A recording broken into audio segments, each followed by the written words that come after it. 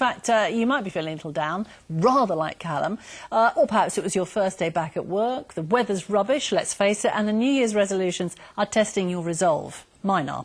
So here's an uplifting story for you about a Sri Lankan tea farmer called Lakshman, who lost his leg in an accident. For more than a decade, Lakshman's been getting around on a false limb he fashioned out of tin. That's right, a homemade metal leg, because he couldn't afford a proper prosthetic. Now a charity run from West Sussex has decided he needs an upgrade. Rob Powell has the story. Fashioned from tin, this homemade prosthetic leg looks more like medieval armour than a mobility aid. Its owner and maker is Lakshman, a Sri Lankan tea farmer now being helped by the West Sussex charity Extra Cover. Lakshman had a story that would melt anyone's heart. He lost his leg in a bear trap, which was bad enough, but then a few months later he was helping his brother build a house, and they had to blow up a rock to make room for it, and unfortunately the explosion blinded him completely.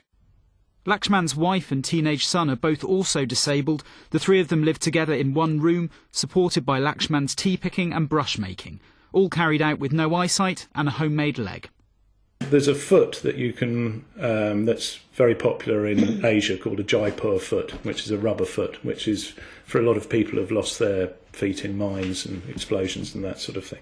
And I think he gets hold of those, and then he fashions those with the rest of the leg that he makes himself.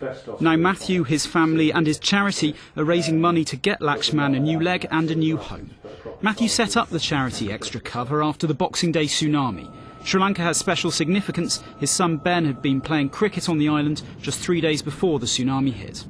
It's humbling, and having that thought in our heads as Dad heads out year in, year out now, probably keeps us going. There's no reason to stop when the help's still so needed.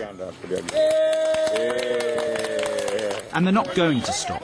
The next Sri Lanka trip is planned for February, and for Lakshman, plans are currently being drawn up for his new home and his new leg.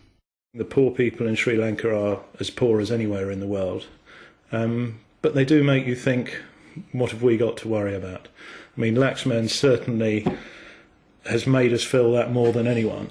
You know, his life is bizarre, you know, and we walk away from him and say, why on earth do we worry about anything?